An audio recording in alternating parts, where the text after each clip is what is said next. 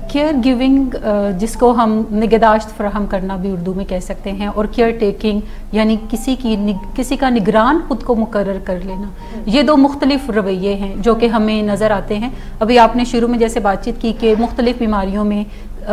दूसरे को कोई मदद फराहम करने के या निगहदाश्त फराहम करने के मुख्तलिफ तरीक़ाकार हैं, लेकिन जब हम केयर गिविंग और केयर टेकिंग की बात करते हैं तो ये किसी भी डिज़ीज़ में हमें पैरेलल चीज़ें नज़र आ सकती हैं। बहुत सारे लोग हैं जो कि अगर घर में किसी को फालज हो जाता है तो वो उसको भी केयर टेकिंग प्रोवाइड कर रहे होते हैं, यानी उसकी हर चीज़ खुद करने की तरफ जा रहे होते हैं।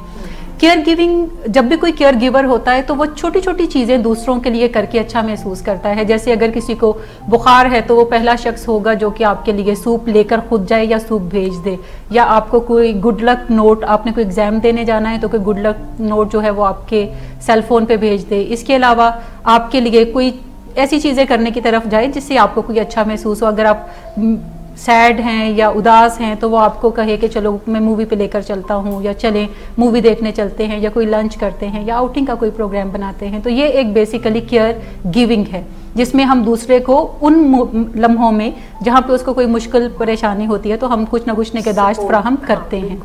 दूसरा एक फिनोमिनन है जिसको हम केयर टेकिंग कहते हैं। केयर टेकिंग से मुराद है कि खुद को किसी का निगरान मुकर्रर कर लेना, और ये जिम्मेदारी कोई और आपको नहीं देता बल्कि आप खुद ही अपने कंधों पे एज्यूम करते हैं और उसको उठा लेते हैं। सो केयर टेकिंग जब कोई करता है तो उसमें डिफरेंस ये है कि वो ऐसे काम करने के लिए जाएगा जो दूसरा खुद भी अपने लिए कर सकता है, जबकि केयर गिविंग में जब हम बात करते हैं तो हम दूसरों के लिए ऐसे काम करते हैं जो वो खुद नहीं कर सकते। इन दोनों में जो डिफरेंस है वो मैं एक सादा सी मिसाल से समझाना चाहूँगी कि जैसे अगर कोई माँ एक 2 साल के बच्चे को जूता पहनाती है, कपड़े पहनाती है, कॉम्ब करती है, तो ये केयर गिविंग है, ये उसकी निगहदाश्त की जा रही है। लेकिन अगर वही बच्चा 7 साल का है और वो जूता खुद पहन सकता है, लेकिन फिर भी माँ उसको जूता पहनाती है, कपड़े खुद पहनाती है, उसके बाल खुद बनाती है, तो ये बेसिकली केयर टेकिंग करना है कि उसको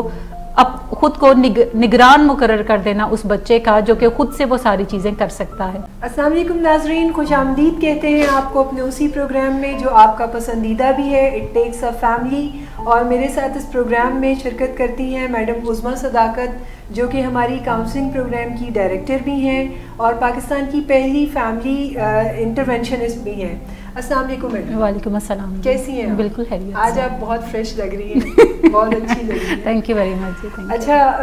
आज के प्रोग्राम का मैं तारुफ अपने नाजरीन को करा दूं, फिर आपसे हम बाकायदा सवाल जवाब का सिलसिला शुरू करेंगे। आज हम बात करेंगे इस नशे की बीमारी में केयर गिविंग और केयर टेकिंग की। जैसा कि आप जानते हैं कि दुनिया की कोई भी बीमारी हो जिसमें हमारा कोई ना कोई प्यारा मुब्तला होता है तो हमारी किसी ख़ास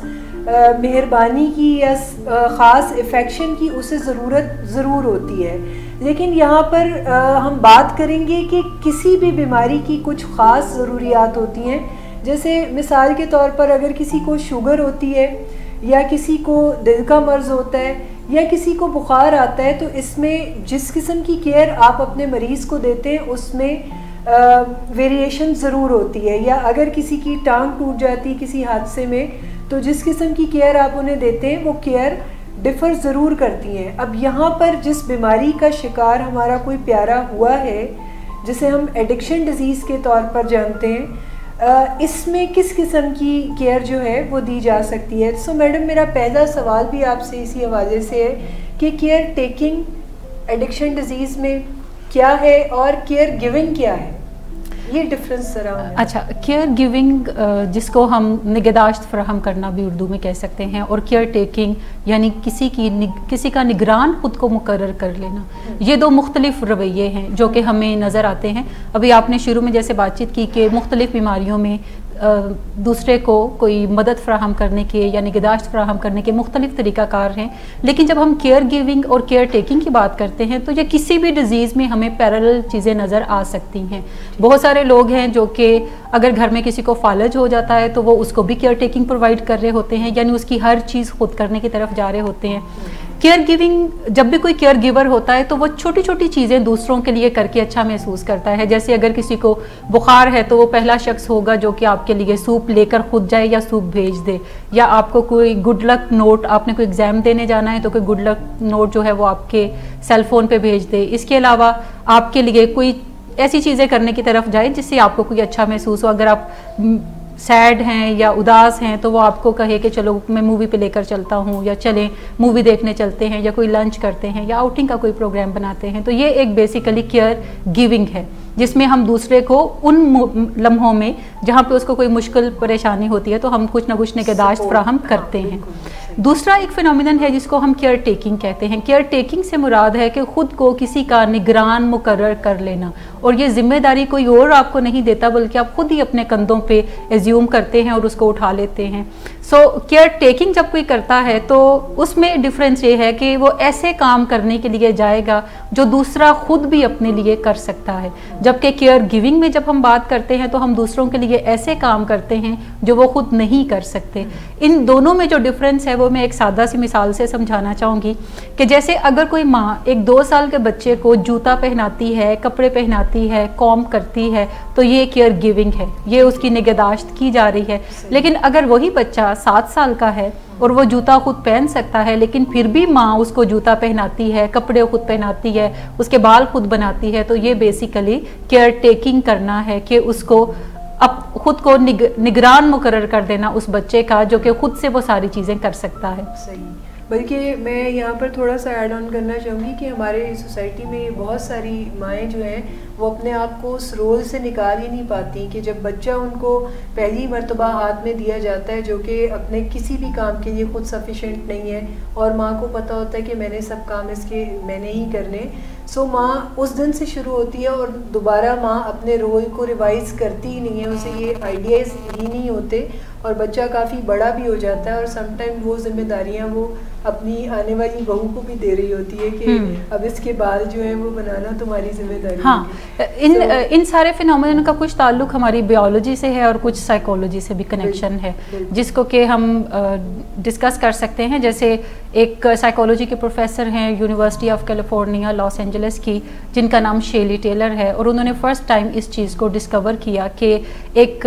हमारे अंदर टेंडिंग इंस्टिंक्ट होती है, हम तमाम ही इंसानों के अंदर एक जिबिल्लत होती है कि हम दूसरे की देखभाल करने के लिए फिजिकली प्रोग्राम्ड किए जाते हैं, जो कि कुदरत हमें प्रोग्राम करती है। हम किसी की मुश्किल में, परेशानी में उसका साथ निभाने की तरफ जाते हैं, लेकिन ये उसी हद तक ठीक है जिस हद तक के दूसरा अपने मसाइल को हल नहीं कर लेता और ग्रेजुअली वो इस काबिल हो जाता है तो हम उसका बर्डन उस पर डालना शुरू कर देते हैं। लेकिन माओं के अंदर ये इंस्टिंक्ट जो है ये थोड़ी ज़्यादा होती है और उसका ताल्लुक उनके कुछ हार्मोन्स के साथ होता है। बल्कि मैं यही चाह रही हूँ कि मैं डिटेल से इस बारे में आपसे पूछूं कि ये जो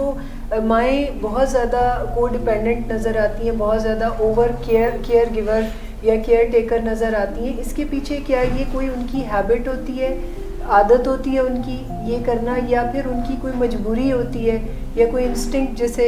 कहा जाए कि कुदरती तौर पर उनके अंदर कोई चीज़ इमर्ज होती है, कोई प्रोग्रामिंग, कोई सॉफ्टवेयर उनके अंदर इंस्टॉल होता है, ये क्या होता है? अच्छा, जब हम एडिक्शन की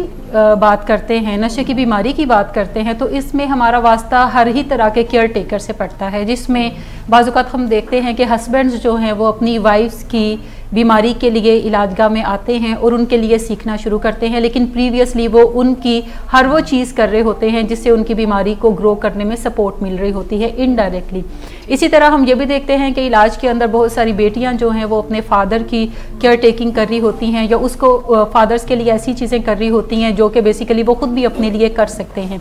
ज़्यादातर जो एक कॉमन कॉम्बिनेशन हमें नज़र आता है इलाजगाहों के अंदर भी कि पेरेंट्स जो हैं वो अपनी जवान औलादों की केयर टेकिंग में मसरूफ़ होते हैं, बच्चे नशे करने में मसरूफ़ हैं, और वालिदैन जो हैं वो उनका सारा मेस जो उन्होंने क्रिएट किया होता है नशे की बीमारी में, वो ना सिर्फ उठाने में मसरूफ़ होते हैं बल्कि उन्हें भी रेस्क्यू करने में बिजी नज़र आते हैं। वालिदैन के अंदर ये जो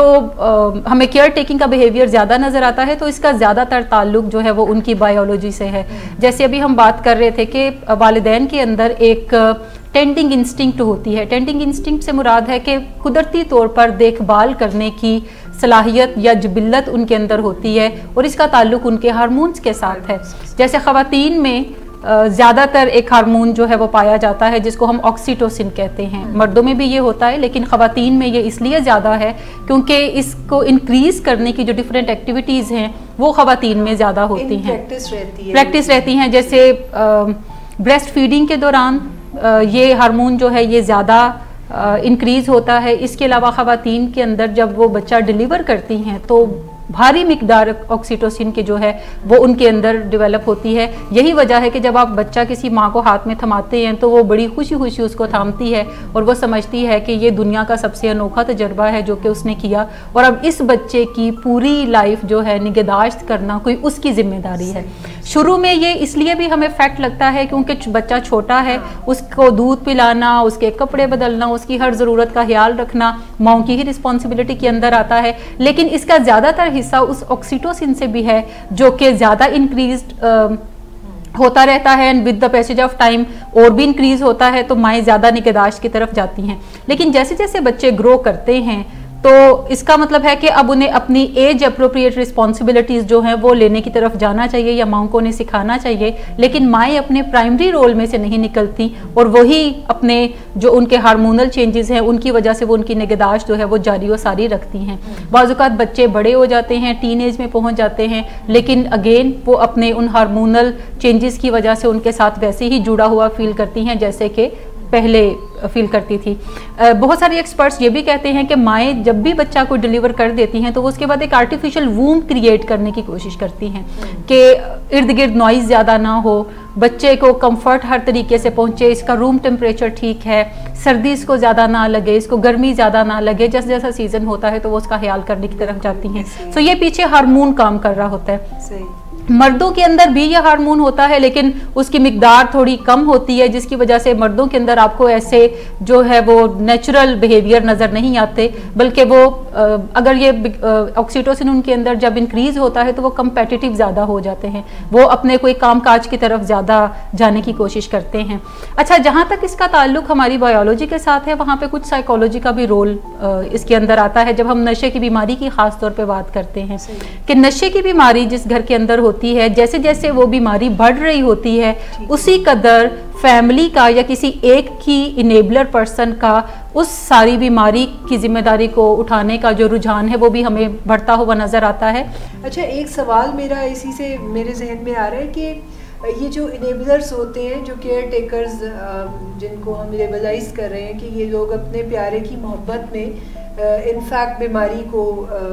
ज़्यादा इनेबल करते हुए नज़र आ रहे हैं। अब ये लोग किस किस्म के लोग हैं, यानी क्या ऐसे पर्सनालिटी ट्रेड्स हैं, कोई तो शनाख्त उनकी हम डेवलप करें कि फैमिली में कौन वो लोग हैं जिनका रुझान या ट्रेंड ज़्यादा इस तरफ जाने का हो सकता है। अच्छा, ये जब हम किसी भी फैमिली के डायनेमिक्स को देखें तो ये कोई भी हो सकता है जो कि की एनेबलर का रोल जो है या केयर टेकिंग का रोल अपना लेता है। पीछे उसके बिलीफ ये होता है कि मैं ही हूँ जो इस नशे के मरीज को बचा सकता हूँ, मेरे अलावा दूसरा कोई भी शख्स इसको ना तो अंडरस्टैंड करता है और ना ही वो इसको मैनेज कर सकता है। इसमें ज़्यादातर जो है वो ख़वातीन हमें इन रोल्स को लेते हुए नज़र आती हैं, जो कि बहन हो सकती है। ज़्यादातर अगर हम देखें तो माएँ हमें ये रोल लेते हुए अपनी औलाद के लिए नज़र आती हैं, बट बहनें भी हो सकती हैं, बीवियाँ पे अपने हस्बैंड्स के लिए ये रोल जो है वो अडॉप्ट कर लेती हैं। बाज़ औक़ात हस्बैंड भी अपनी वाइफ्स के लिए ये रोल अडॉप्ट करते हैं। कॉमन जो कॉम्बिनेशन हमें नज़र आता है केयर टेकिंग के अंदर वो पेरेंट्स का है, जो कि अपने एडल्ट बच्चों का भी इसी तरह से ख्याल कर रहे होते हैं एज इफ वो कोई स्कूल गोइंग है और वो बहुत छोटे हैं। ये जहाँ तक हम साइकोलॉजी की बात करते हैं तो इसमें सिर्फ मोहब्बत ही कसूरवार नहीं है, मोहब्बत के साथ साथ और भी काफ़ी सारे पेचीदा जज्बात हैं, जिसमें फियर जो है वो बड़ा प्रोमिनेंट एक जज्बा है, जिसके अंदर गिल्ट जो है वो एक बड़ा प्रोमिनेंट जज्बा है, उसके साथ साथ शेम जो है ये एक बड़ा प्रोमिनेंट जज्बा है, जो कि लोगों को केयर टेकिंग की तरफ मतवज्जो रखता है और उन्हें मोटिवेट करता रहता है। जब भी कोई केयर टेकिंग के रवैये को अडॉप्ट करता है तो उसके पीछे कोई उसकी एक्सपीरियंशियल लर्निंग होती है। एक्सपीरियंशियल लर्निंग क्या है कि एक दफ़ा केयर टेकिंग की, बेल करवा के ले आए तो जो एक डिज़ास्टर होना था वो नहीं हुआ, जिससे केयर टेकर का बिलीफ ये ज़्यादा पक्का हो जाता है कि अच्छा अगर मैं ये करता रहूँगा तो फिर चीज़ें किसी हद तक मैं कंट्रोल करने में कामयाब हो ही जाऊँगा। फिर जो मसाइल हमें फेस करने पड़ सकते हैं अगर हम ये सारी कंट्रोलिंग चीज़ें ना करें तो वो ज़्यादा बड़े डिज़ास्टर होंगे। सो ये फियर भी उन्हें साथ साथ फिर इस चीज़ की तरफ लिंगर ऑन करने में सपोर्ट प्रोवाइड करता है। दो बड़े ही ताकतवर मोटिवेटर्स हैं इंसानों की ज़िंदगी में, एक जिसको हम पेन अवॉइडिंग कहते हैं,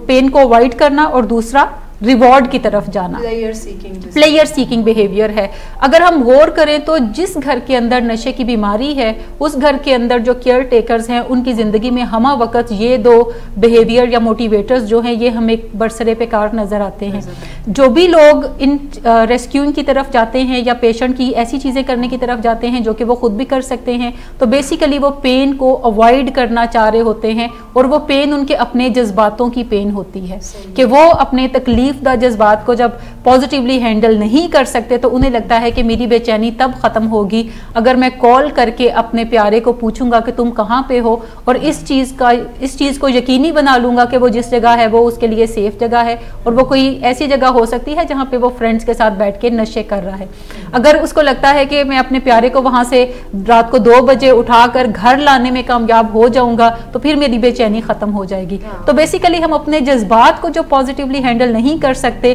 तो फिर हम ऐसी एक्टिविटीज में इन्वॉल्व होते हैं जो कि बेसिकली रेस्क्यूइंग बिहेवियर हैं और इसकी वजह से जब हम रेस्क्यू कर लेते हैं अपने पेशेंट को तो एक kind of sense of relief हमें मिलता है। ये जो रिलीफ है ये बेसिकली हमारे लिए कोई बीइंग केयर टेकर एक रिवॉर्ड का काम करता है और यही 2 चीजें हैं जो कि हमें फिर इस सिलसिले को चलाए रखने में कामयाबी से मदद फ्राहम करती हैं, काम करती हैं क्योंकि फ्यूल का काम करती हैं। एग्जैक्टली थोड़ी बहुत तस्कीन मिल रही होती है और हम उसी के ऊपर उन बिहेवियर्स को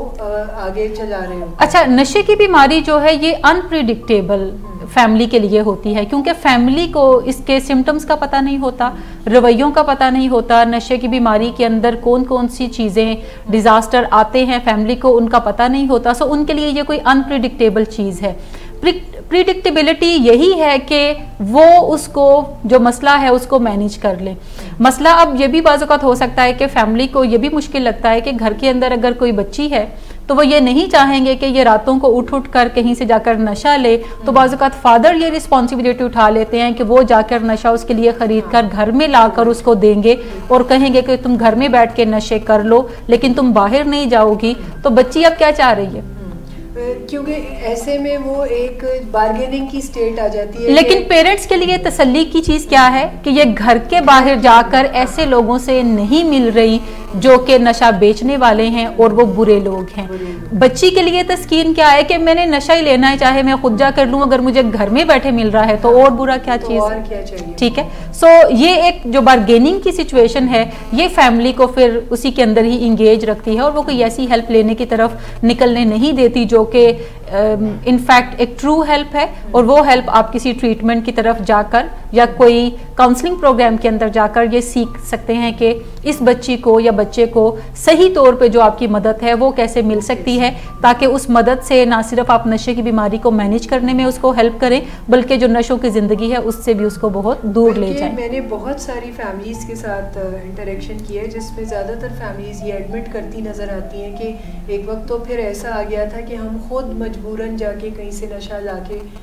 तो अपने पेशेंट को देते थे। ये तकरीबन सारी ही फैमिलीज जो कि इलाजगाह के अंदर आती हैं वो इन सारे एक्सपीरियंसेस में से गुजरती हैं। और बाज़-औक़ात ये भी फैमिलीज हमें बताती हुई नजर आती हैं कि काफ़ी अरसा हो गया कि हम 24 घंटे इसके साथ हैं कि इसको किसी तरीके से कोई कंफर्ट पहुंचाएं, कोई रिलीफ इसको पहुंचाएं, इसको नशा ना करने की तरफ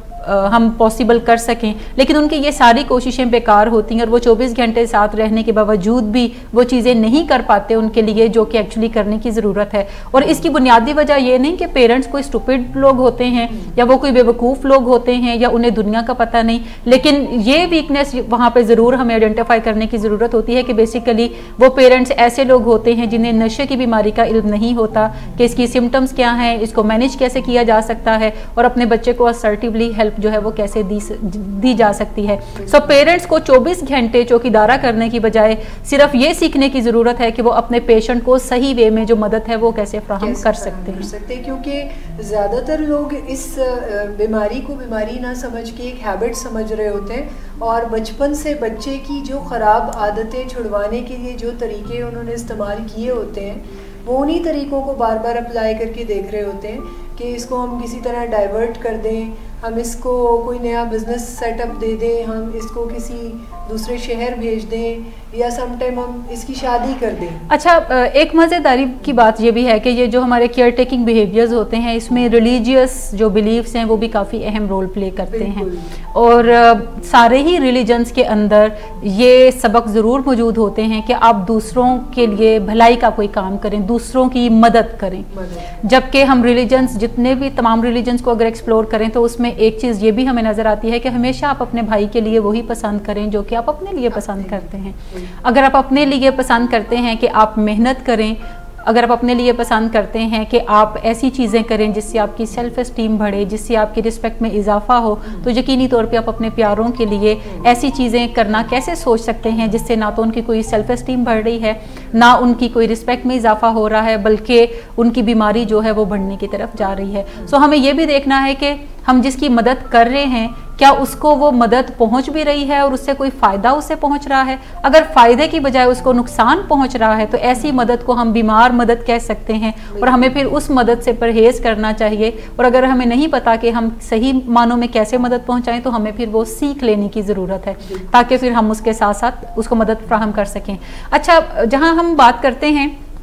कि बीमार मोहब्बत के वजह से भी बहुत सारे लोग जो हैं वो इनेबल करने की तरफ जाते हैं, वहाँ पे फियर एक अहम फैक्टर है, वहाँ पे शेम एक अहम फैक्टर है, इसके अलावा वहाँ पे गिल्ट एक अहम फैक्टर है। बहुत सारे पेरेंट्स को या फैमिली मेम्बर्स को ये भी गिल्ट होता है कि शायद उन्होंने कुछ ऐसा किया है जिसकी वजह से उनका बच्चा जो है या उनका प्यारा जो है वो नशे का मरीज बना है या वो नशों की तरफ गया है। जैसे फ़र्ज़ करें अगर कोई फादर घर के अंदर ड्रिंक करते थे जब उनके बच्चे छोटे थे, तो बच्चे जब बड़े हुए उन्होंने भी ड्रिंक करना शुरू की, लेकिन वो अल्कोहलिक बन के, तो अब फादर इस गिल्ट में रहेंगे कि शायद मैंने अपने बच्चे को अल्कोहलिक बनना सिखा दिया या शायद मेरी वजह से मेरा बच्चा जो वो अल्कोहलिक बनने की तरफ गया। इसी तरह पेरेंट्स बच्चों की तरबियत में कोई भी कसर नहीं उठा रखते, वो अपनी पूरी कोशिश करते हैं कि जो बेस्ट चीज़ें उनके लिए मुमकिन है वो अपने बच्चों के लिए करें। लेकिन अगर बच्चे आगे चल के नशे की बीमारी में मुब्तला होते हैं तो ज़्यादातर पेरेंट्स इस गिल्ट में भी फिर चले जाते हैं कि शायद हम अपने बच्चों की तरबियत ठीक नहीं कर सके, शायद हम बीइंग पेरेंट फेल हो गए हैं कि हम अपने बच्चों को सही रास्तों की तरफ ले जाने में उनके लिए कोई अहम रोल प्ले कर सकें। अगर कोई बच्चा पढ़ाई नहीं कर रहा तो तब भी पेरेंट्स जो हैं वो इस गिल्ट के अंदर जाते हैं कि शायद उन्होंने कुछ ऐसा पीछे किया है जिसकी वजह से बच्चे का पढ़ाई में दिलोचाट हुआ, या वो अपने बच्चों को नहीं बचा सके उस बैड एनवायरनमेंट से या उस बुरे चाइल्डहुड से जिसका बच्चों ने एक्सपीरियंस किया और वो नशों की तरफ गए। बुनियादी चीज़ ये समझने की ज़रूरत है कि नशा एक बीमारी है और एक फिज़िकल इलनेस है। हम जिंदगी में किसी के साथ बहुत ही अच्छा सलूक करें या हम जिंदगी में बाज़-औक़ात अच्छा सलूक अगर नहीं कर पाते कुछ वजूहात की बिना पे, तो इसका मतलब ये नहीं कि अब हमारे प्यारों को हार्ट अटैक नहीं होगा, इसका मतलब ये नहीं कि हमारे प्यारों को डायबिटीज़ नहीं होगी। बिल्कुल उसी तरह इसका मतलब ये नहीं कि हमारा कोई प्यारा जो है वो नशे की बीमारी में मुब्तला नहीं होगा। बीमारियों के अपने अंदाज होते हैं, बीमारियां हमसे पूछ के नहीं आती, बीमारियां हर उस जगह पे मौजूद होती हैं जिस भी बॉडी के अंदर प्री डिस्पोजिशन उसकी मौजूद होगी, तो थोड़ी सी इन्वायरमेंट की सपोर्ट मिलने से बीमारी जो है वो उभर कर सामने आ जाएगी। लेकिन अगर किसी शख्स की बॉडी के अंदर प्री डिस्पोजिशन बीमारी की मौजूद नहीं है तो वो चाहे कितने ही बुरे हालातों में क्यों ना रहे, वो चाहे कितने ही नशों के अंदर घिरा हुआ क्यों ना रहे, उसके अंदर वो बीमारी जो है वो डेवलप नहीं हो सकती। सो बाज़-औक़ात फैमिली जो है वो शेम की वजह से भी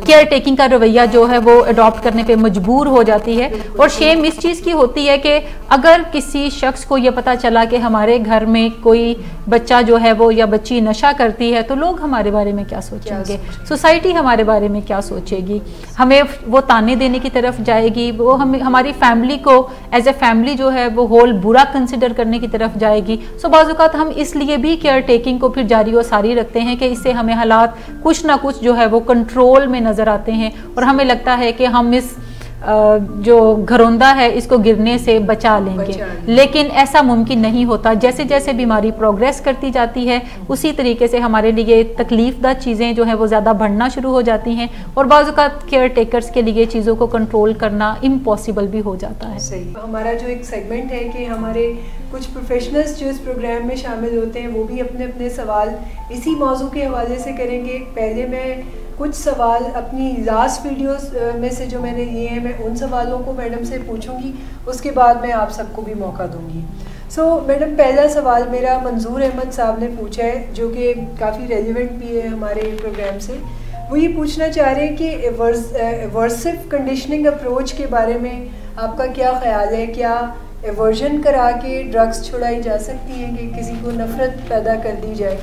अच्छा, जहाँ तक बीमारियों का ताल्लुक है तो बीमारियों के अपने मोड ऑफ ट्रीटमेंट्स होते हैं। स्ट्रक्चर कोई होता है जिसको फॉलो किया जाता है किसी भी ट्रीटमेंट के हवाले से। सो अगर तो हम उस स्ट्रक्चर को स्टेप बाय स्टेप करते चले जाते हैं तो फिर कोई कामयाबी की जो प्रोबेबिलिटी है वो भी बढ़ जाती है। मैं गारंटी की बात यहाँ पे नहीं कर रही, मैं यहाँ पे प्रोबेबिलिटी की बात कर रही हूँ कि प्रोबेबिलिटी बढ़ जाती है जब आप स्टेप बाय स्टेप किसी ट्रीटमेंट के स्ट्रक्चर को फॉलो करते हैं। ये जो इस तरह के टोने टोटके हैं ना अवर्सिव थेरेपी वाले, कि कोई अवर्जन करवा कर ख़त्म हो जाएगी, तो ऐसा मुमकिन नहीं है। ऐसा आप शॉर्ट टर्म के लिए कोई ज़रूर फ़ायदा इसमें से निकाल सकते हैं, लेकिन इन द लॉन्ग रन ये बेनिफिशियल नहीं है। बेनिफिशियल यही चीज़ है कि आप पेशेंट के अंदर ये रियलाइजेशन, ये इनसाइट डेवलप करने में कामयाब हो जाएं कि ये नशे की बीमारी जो है ये जिस्मानी मर्ज़ है, और ये इनसाइट या रियलाइजेशन भी अचानक डेवलप नहीं होती, over the period of time ये डेवलप होती है। यूजुअली 1 साल से ज़्यादा मुद्दत तक जब कोई नशे से परहेज करता है तो फिर जाके कहीं कोई इंसाइट उसके अंदर ये डेवलप होती है, जो कि अभी बड़ी नोमलूद शक्ल में होती है कि अच्छा ये कोई जिस्मानी मर्ज़ है और इसलिए मुझे नहीं करना चाहिए। फिर ग्रेजुअली जैसे जैसे टाइम जो है वो बढ़ता चला जाता है तो ये इंसाइट जो है ये ज़्यादा पुख्ता होती चली जाती है। सो मैं यही सुजेस्ट करूंगी कि जो भी किसी बीमारी का ट्रीटमेंट का एक स्ट्रक्चर है उसको फॉलो करने से ही कोई प्रोबेबिलिटी आप बढ़ा सकते हैं। एक सवाल जो कि हमारे प्रोग्राम के फॉर्मेट से तो नहीं मिलता, मगर फिर भी मैं चाहूँगी कि चूँकि हमें सवाल आया तो हमारा फ़र्ज़ है कि हम उनकी रहनुमाई करें। रहीम साहब हैं जो जानना चाह रहे हैं कि डिप्रेशन का कोई इलाज बताएं। अच्छा, डिप्रेशन जो है ये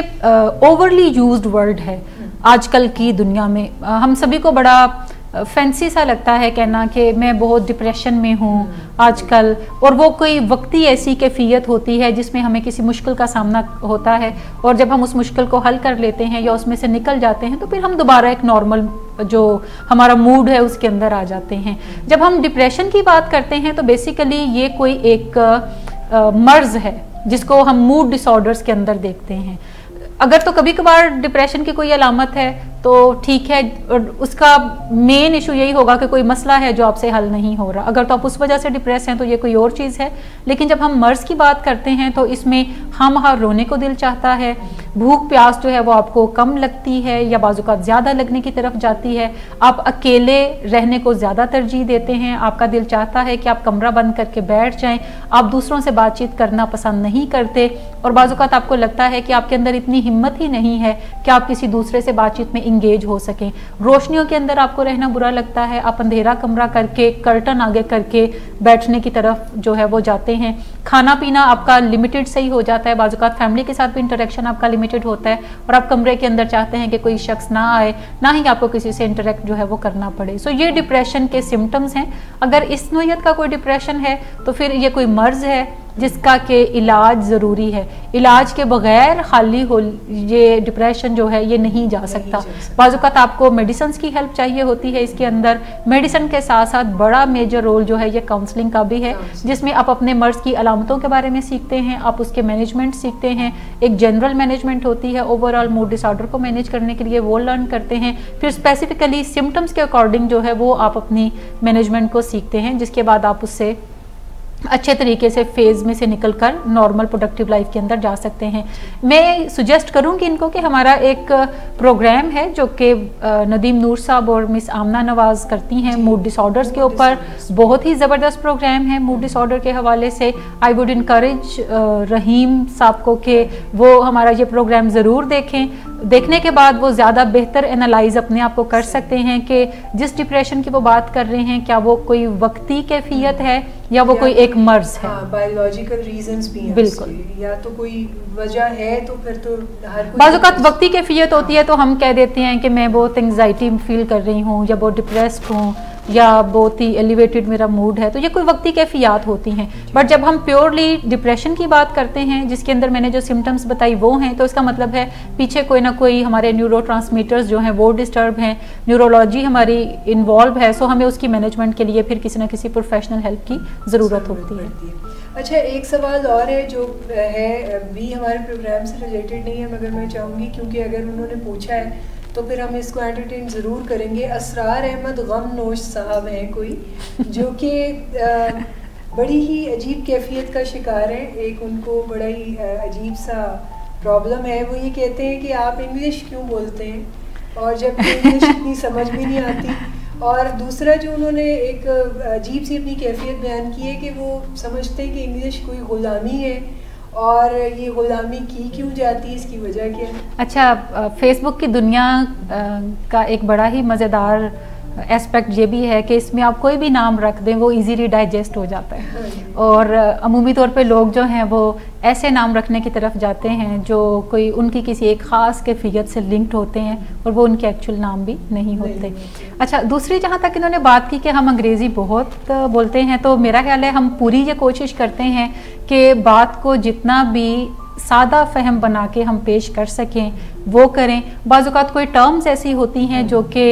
अंग्रेज़ी की ही होती हैं, और वो बात ज़्यादा उन्हीं टर्म्स में समझ आती है क्योंकि वो टर्म्स अमूमी तौर पे बोली भी हमारी दुनिया में जाती हैं। लेकिन अगर हम किसी टर्म को ट्रांसलेट करेंगे तो वो हो सकता है हमारे बहुत सारे व्यूवर्स को समझ भी ना आए कि हम क्या बात कर रहे हैं। और समटाइम मीनिंग्स भी चेंज हो जाते हैं। मीनिंग्स भी चेंज हो जाते हैं। आपको यहाँ दूंगी कि अगर हम बात करते हैं कि हमारा बिलीफ सिस्टम जो है वो इस डिज़ीज़ के बारे में क्या कहता है, और अगर मैं इसे उर्दू में तर्जुमा करूं तो मेरा ईमान या मेरा यकीन इस बीमारी के बारे में क्या कहता है। अब हमारे कल्चर में ईमान और यकीन की जो एक डेफिनेशन है वो डेफिनेटली वो उधर के बिलीफ वाली नहीं है। बिल्कुल, और जो एक कंप्लीट उर्दू को अंडरस्टैंड करना है वो मेरे ख्याल में बहुत कम लोग रह गए, और ज़्यादातर लोग बस कुछ उर्दू और कुछ अंग्रेज़ी का मिक्स जो है वो उसी से ही गुजारा करते हुए नज़र आते हैं। हमारी पूरी कोशिश ये होती है अपने व्यूवर्स के लिए कि हम बातों को ज़्यादा आसान बनाएं, ज़्यादा उर्दू में बात करें, लेकिन अगर कोई टर्म कहीं पे आ जाती है तो हम रिक्वेस्ट करेंगे कि आप भी उसको थोड़ा हज़म कर लें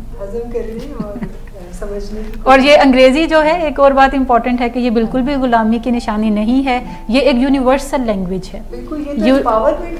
यूनिवर्सल लैंग्वेज है। दुनिया के किसी भी हिस्से में आप चले जाएं, वहाँ पे अगर कोई अंग्रेज़ी बोलने वाला आपको समझने वाला ज़रूर मिल जाएगा, लेकिन बाज़ औक़ात हम जब ट्रैवल करते हैं तो हर कंट्री की एक डिफरेंट लैंग्वेज है। जैसे अगर आप पोलैंड में चले जाएं तो वहाँ पे पोलिश बोली जाती है, अगर आप इंडिया में चले जाएं तो वहाँ पे हिंदी बोली जाती है। तो हिंदी के बाज़ औक़ात वर्ड्स या पोलिश के हमें बिल्कुल समझ नहीं आते, हिंदी के भी हमें कुछ चीज़ें समझ आती हैं बहुत, जो उनकी भी सलीक उर्दू की तरह सलीक हिंदी है वो हमें भी समझ नहीं आती। बड़ी खास तपस्या तपस्या चाहिए। तो ये काफ़ी एक एम्पावरमेंट की निशानी है अगर कोई अंग्रेज़ी अच्छी बोल सकता है, और आप इसको यूं ही कंसिडर करें। तो यकीनन असरार अहमद गमनोश साहब का गम कुछ कम हुआ हम पूरी उम्मीद करते हैं। अच्छा, मैं इस वक्त अपने नेक्स्ट सेगमेंट की तरफ जाती हूँ। मेरे प्रोफेशनल्स जो यहाँ पर मौजूद हैं, जो विलिंग बेस्ड प्रोफेशनल्स हैं, मैं उनसे गुजारिश करूँगी कि कुछ सवाल जो उनके जहन में वो ये करना चाहते हैं तो ज़रूर मैं उनके लिए दावत देती हूँ। सो पहला सवाल मैं जुनैद साहब आपसे कहूँगी कि आप पूछें। मैम, अभी आपने बात की थी केयर टेकिंग के हवाले से, तो उसमें ये उसे कन्वर्सली दूसरी तरफ अगर देखा जाए कि कुछ तो लोग जो उसका वो साथ दे रहे होते हैं और कुछ जो है वो बांध देते हैं, जंजीरों में जकड़ देते हैं, मारते पीटते हैं, तो उसके बारे में आप क्या कहेंगे? अच्छा, ये केयर टेकिंग का एक दूसरा पहलू है जो कि फियर से बेसिकली ऑपरेट होता है, जिसमें हम ऐसे रवैये इख्तियार करने की तरफ जाते हैं जिससे दूसरों को भी तकलीफ़ पहुंचती है, लेकिन हमारा पीछे ईमान जो होता है कि हम प्रिडिक्टेबल बना लें रिजल्ट्स को, कि जो नताइज हैं वो हमें पता हो कि मेरा ये करने से अगर नतीजा ये निकलता है कि वो घर के अंदर बंद रहेगा, बाहर जाकर नशा नहीं करेगा, तो बाज़ औक़ात मेरे लिए बीइंग अ फैमिली मेम्बर ये भी काबिल कबूल होता है। लेकिन ये भी कोई केयर टेकिंग का ही पीछे एक एस्पेक्ट है, क्योंकि अगर हम उसकी परवाह नहीं करते या हम ये नहीं समझते कि मैं कोई निगरान हूँ उसका, तो हम फिर इन रवैयों को करने की तरफ नहीं जाते। सो बाज़ औक़ात फैमिली जो है वो प्रोवोकिंग की तरफ भी जाती है, और ये भी एक बड़ा ही अंडरस्टैंडेबल फिनोमेना है जो कि नशे की बीमारी के अंदर फैमिलीज़ के अंदर हमें नज़र आता है। सो प्रोवोकिंग या इनेबलिंग दोनों ही केयर टेकिंग के दो एस्पेक्ट हैं, दो पहलू हैं, यूँ हम कर सकते हैं। मिस पारस, आप भी कोई क्वेश्चन पूछना चाह रही हैं? मिस, आज के प्रोग्राम में आपने केयर टेकिंग और केयर गिविंग के बीच में जो फ़र्क है बड़े अच्छे तरीके से वाज़ेह किया। मिस मेरा क्वेश्चन ये है कि कोई कल्चरल डिफरेंसेस मौजूद हैं, कोई रिसर्च एविडेंस की बेस पे या कोई आपने एक्सपीरियंस की बेस पे कुछ बताएं कि क्या एशियन कल्चर के अंदर ये अनेबलिंग वाले बिहेवियर जो से हैं ज़्यादा मौजूद हैं और जो बाहर के जो कल्चर हैं वहाँ से अगर कंपैरिजन किया जाए? अच्छा, बहुत सारे लोगों का ये ख्याल है कि हमारा चूँकि एशियन कल्चर जो है वो फैमिली ओरिएंटेड बहुत ज़्यादा है, तो यहाँ पे शायद इनेबलिंग जो है वो ज़्यादा लोग करते होंगे या हम ऐसे बिहेवियर्स में ज़्यादा इंगेज होते होंगे जो कि परवाह करने वाले हैं। और हमारा एक ये भी नुक्ता नज़र है बिंग पाकिस्तानी के शायद जो वेस्टर्न लोग हैं वो एक दूसरे की परवाह नहीं करते और उनके अंदर ये बिहेवियर्स कम होंगे। ऐसा बिल्कुल भी नहीं है। जब हम जज्बात की बात करते हैं तो जज्बात की एक ही लैंग्वेज होती है। आप वेस्ट में भी चले जाएं तो वहाँ पे भी आप हस्बैंड को अपनी अल्कोहलिक वाइफ के लिए उतना ही परेशान हाल देखेंगे जितना कि पाकिस्तान में भी है। वहाँ पे भी पेरेंट्स उसी तरीके से दुखते हैं अपने बच्चों की तकलीफ़ों को देखकर जो कि नशे की बीमारी की वजह से आती हैं। वहाँ पे भी बहन जो है वो अपने बहन की ट्रीटमेंट के लिए उसी तगोदो से बढ़ के आगे आती है जैसे कि पाकिस्तान में है। सो अगर हम जज्बात की बात करें तो पाकिस्तान में भी जैसे हम देखते हैं और अगर हम वेस्ट की बात करें तो तकरीबन दोनों में मुझे तो खैर कोई फ़र्क नज़र नहीं आता। और यहाँ पे भी मेरा तकरीबन 12 साल हो चुके मुझे ऐसे फैमिलीज़ की खिदमत करते हुए जिनके घरों में नशे की बीमारी है। इसी तरह वेस्ट में भी मुझे जाने का एक्सपीरियंस हुआ और वहाँ पे भी बहुत सारी फैमिली से मिलने का इत्तफाक हुआ, बहुत सारे पेशेंट से मिलने का इत्तफाक हुआ और मुझे तो खैर कोई फ़र्क उनमें नज़र नहीं आता। मुझे दोनों के आंसुओं का रंग सफ़ेद ही नज़र आता है। सो जाफर साहब, आप भी कोई सवाल करना चाहें? जी miss, thank you very much, बड़ा इन्फॉर्मेटिव प्रोग्राम आपका। मिस पारिस ने सवाल किया, एक तो इस सवाल से मिलता जुलता मेरा सवाल है, मुख्तसर सा उसका आंसर काइंडली कर दीजिए। वो सवाल मेरा ये है कि क्या एजुकेशन के साथ भी इसका कोई लिंक मिलता है कि अगर वेल एजुकेटेड फैमिलीज हैं तो उनमें ये और तरीके से हो रहा है और जो लो या मिडिल क्लास के एजुकेशन के साथ हैं या कोई सोशो इकोनॉमिक स्टेटस ऐसा है जिससे इसका कोई लिंक मिलता हो? दूसरा सवाल मेरा ये है कि क्या ऐसी लाइन है जो इन दोनों में डिफरेंशिएट क्रिएट कर सकती है कि केयर टेकिंग और केयर गिविंग को कहाँ पे हम आइडेंटिफाई कर लें और फिर केयर गिविंग की तरफ जाएं और केयर टेकिंग की तरफ ना जाएं? अच्छा, जब हम सोशल इकोनॉमिक स्टेटस की बात करते हैं तो उसमें कोई ख़ास फ़र्क हमें नज़र नहीं आता। आप पाकिस्तान में जितने भी ट्रीटमेंट सेंटर्स हैं उन सबको विज़िट कर लें। ऐसे ट्रीटमेंट सेंटर्स भरे पड़े हुए हैं जहाँ पे विदाउट फ़ी जो है वो इलाज किया जाता है और ये सारे लोअर सोशल इकोनॉमिकल बैकग्राउंड से लोग हैं। आप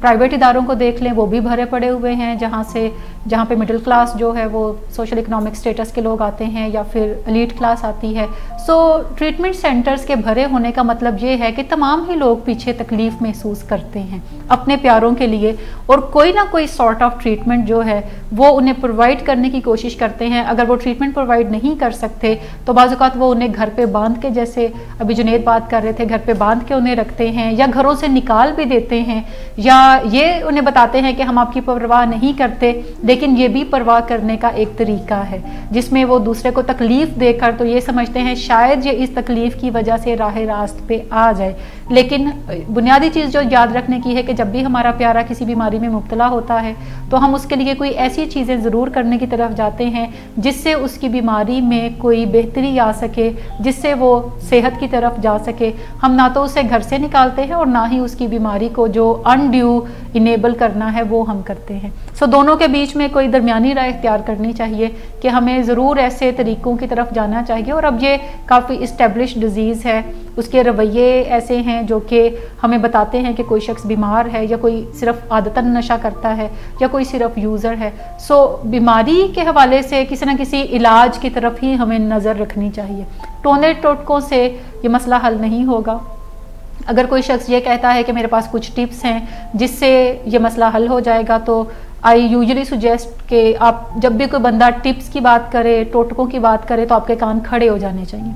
जब भी कोई बंदा किसी स्ट्रक्चर की बात करे, किसी स्टेप बाय स्टेप प्रोग्राम की बात करे, तो फिर आपको वहाँ पे अपना ईमान थोड़ा खड़ा करने की ज़रूरत है कि इससे ये मसला हल होने की कोई वजह या कोई सूरत हाल बन सकती है। नशे की बीमारी चूँकि लॉन्ग लास्टिंग बीमारी है, ये लाइफ टाइम आपके साथ रहती है डायबिटीज़ की तरह, तो इसका मतलब है कि कोई मुसलसल और मुस्तकिल लाहला अमल आपको तैयार करना पड़ेगा जिससे आप इसको मैनेज कर सकें। दूसरा आपका सवाल क्या था? कोई ऐसी बाउंड्रीज या लाइंस जिन दोनों में डिफरेंशिएट कर सके केयर टेकिंग के? बड़ी ही क्लियर बाउंड्रीज हैं और आप आसानी से अगर इन दोनों के कॉन्सेप्ट्स को अंडरस्टैंड कर लें तो बड़ी ही आसानी से हम वो चीज़ें कर सकते हैं। कोई भी ऐसा काम जो कि कोई दूसरा कर सकता है, फ़र्ज़ करें आपका कोई दोस्त है और वो ये कहता है कि उसके पास जॉब नहीं है, तो अगर आप ये जिम्मेदारी उठा लेते हैं कि इसके पास जॉब नहीं और उसका बयानिया ये है कि उसको कोई काम मिल नहीं रहा, वो बड़ी कोशिश कर रहा है, वो बड़ी हिम्मत कर रहा है, वो जगह जगह इंटरव्यूज़ दे रहा है, लेकिन कहीं से कोई सुनवाई नहीं होती और उसके पास काम नहीं है। अब आप ये जिम्मेदारी उठा लेते हैं, जब बार बार आप उसकी बात को सुनते हैं, आप यकीन कर लेते हैं कि शायद जो वो कह रहा है वैसा ही है और आप उसके लिए काम ढूंढना शुरू कर देते हैं। और फिर आप उसके लिए कोई काम, कोई इंटरव्यू का बंदोबस्त करते हैं और उसको कहते हैं कि देखो फलां जगह ये इंटरव्यू है, तुम चले जाना, और बल्कि आप ऐसा बंदोबस्त करते हैं कि कोई जॉब उसको मिल ही जाए, इंटरव्यू पे भी ना जाना पड़े, कोई जॉब मिल ही जाए, और आप उसको कहते हैं कि अच्छा काम शुरू करो, और 5वें दिन आपको पता चलता है कि वो काम जो है वो उसने छोड़ दिया क्योंकि वो उसकी पसंद का नहीं था, क्योंकि वो बड़ा टफ जॉब था, क्योंकि ड्यूटी आवर्स बहुत ज़्यादा थे, और आप एक नई जॉब का बंदोबस्त करना शुरू कर देते हैं जो उसके मूड मिजाज के मुताबिक हो। ये अब आपका केयर टेकिंग बिहेवियर है।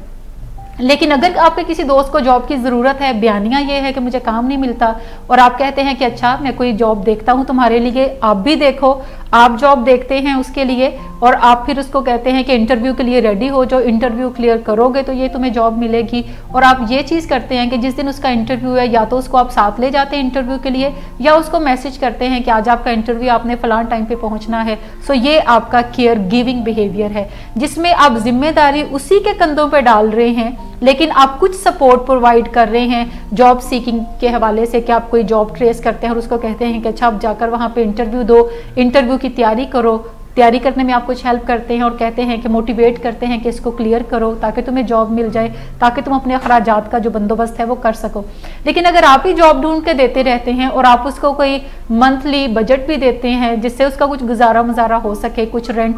कर सके पे, कभी वो आपको कहता है कि आज मैंने खाना नहीं खाया तो आप उसके लिए खाने का भी बंदोबस्त करते हैं, तो ये केयर टेकिंग बिहेवियर है, क्योंकि वो इस काबिल है कि वो जॉब कर सकता है, जॉब ढूंढ सकता है, क्वालिफिकेशन भी अगर है तो ये भी मजीद प्लस पॉइंट है। लेकिन असल बात यह है कि वो काम करना नहीं चाहता। जब आपसे उसे मंथली पैसे मिल जाते हैं, आप उसके लिए सोच विचार करते रहते हैं, तो उसको अपने लिए सोचने की क्या ज़रूरत है। सो बड़ी क्लियर बाउंड्रीज हैं जो कि हम देख सकते हैं कि हम क्या दीवार के इस तरफ हैं, केयर गिविंग कर रहे हैं, या हम दीवार के उस तरफ हैं और केयर टेकिंग के अंदर मसरूफ हैं। बहुत ही शानदार कंटेंट आज आपने डिस्कस किया है मैडम, बहुत बहुत शुक्रिया आपका कि आप हम तक इतनी मुफीद मालूमात पहुंचाती हैं और इतने सहज अंदाज में कॉन्सेप्ट जो है वो हमारे अंदर इंड्यूस कर देती हैं। तो ये हमारी बड़ी खुशकिस्मती है कि हम इस प्रोग्राम का हिस्सा बनते हैं। नाज़रीन, हमारे प्रोग्राम का वक्त जो है वो ख़त्म हुआ चाहता है और आप अपने कमेंट्स ज़रूर हमें भेजिएगा। इस वीडियो को आप बाद में भी देख सकते हैं और अपने कमेंट्स जो हैं वो हम तक पहुंचा सकते हैं।